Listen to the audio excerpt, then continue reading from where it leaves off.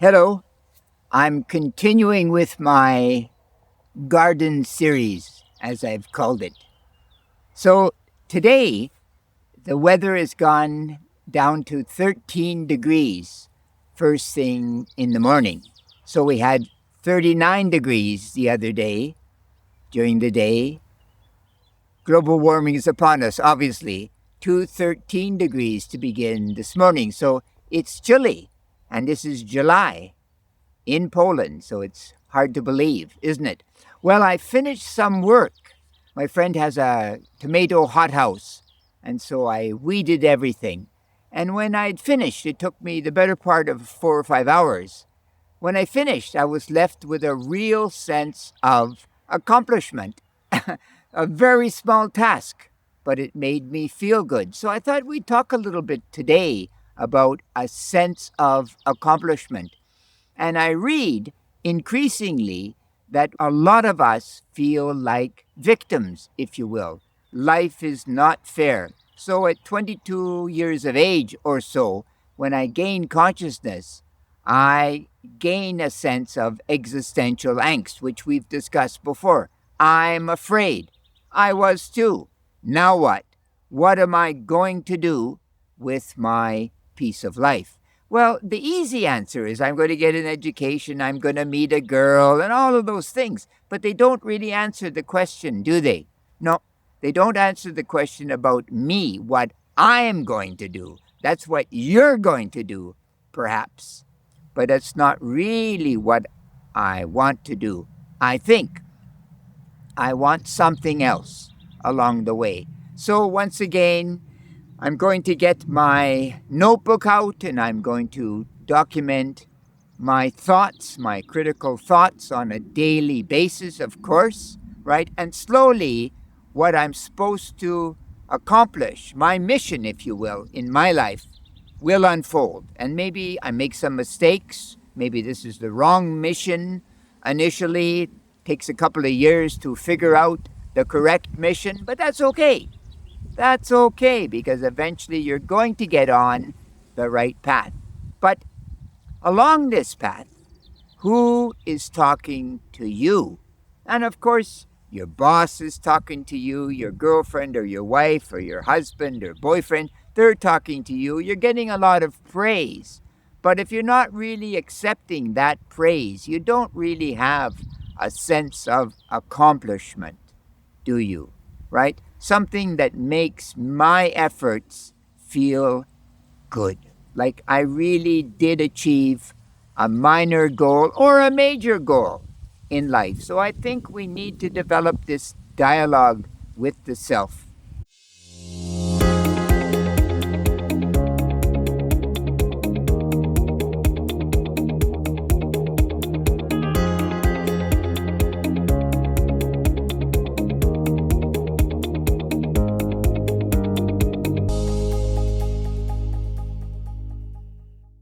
Why, once again, there is no one like me.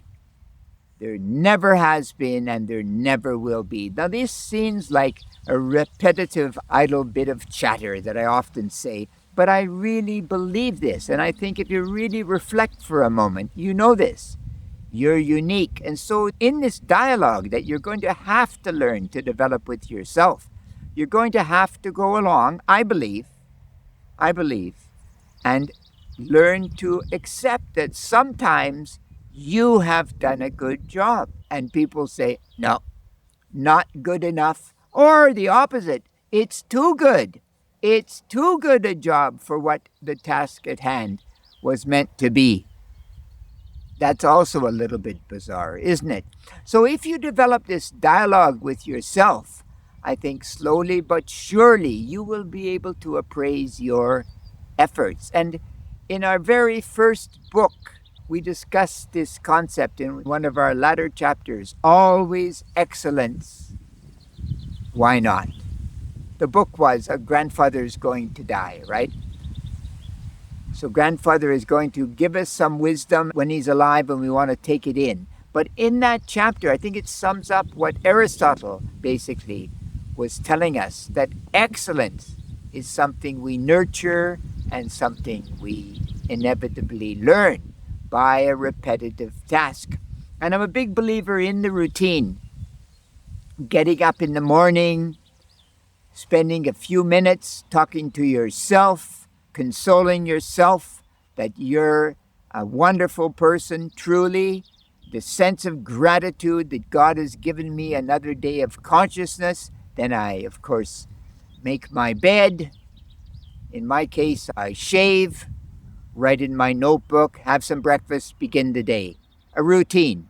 A routine, I believe, leads itself to excellence. And in my journal, in my daily notebook, I do write down what are my tasks for today. And then at the very end, what did I learn today?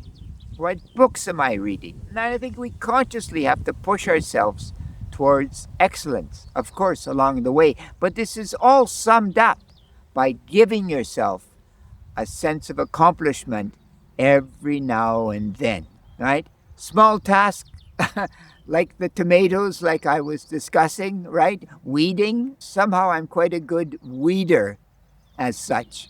In my home, when I was growing up, my parents were very black and white. Religious people, but lovely people. But everyone had a task. So the aspect of taking it easy or just killing time or all these expressions in my world did not exist, because the little bit of time that you were allowed was also controlled time. Because I'm of the generation that we got a television, when I was 6 years old. Now, my children don't believe me, but it's true. 6 years old, I can still remember the two programs that were on television at that time: the Jetsons, which talked about the future world, and the Lone Ranger. You can look up these two programs. They're short stories, if you will, a series that was going on. Really amusing. But one was promoting the American dream, of course, and the other was promoting the future. Great stuff for the late 50s, early 60s. And then things, of course, changed. So now most people are dealing with a technology in AI that is beyond imagination. Today, I was talking to my AI. I've named her Zoe, of all things, and we spoke in Polish, in French, and in English simultaneously, virtually. So you can see the capacity of what you can do with these new skills. Just amazing.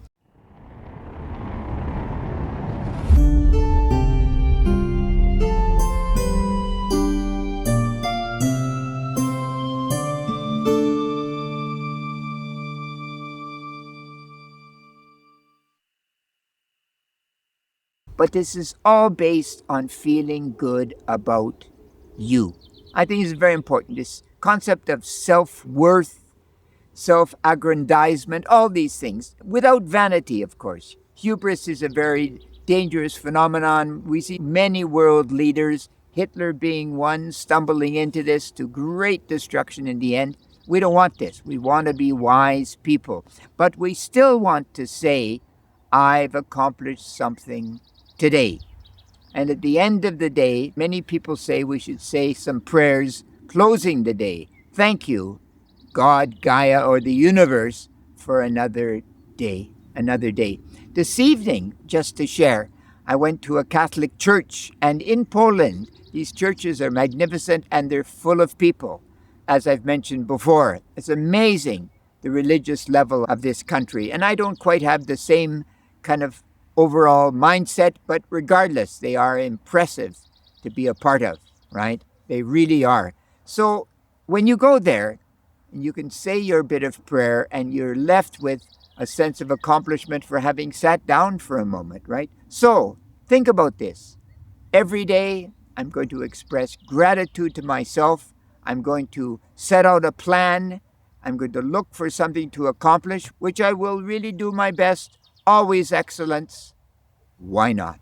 So think of accomplishment. And you know what they say. You know what they say.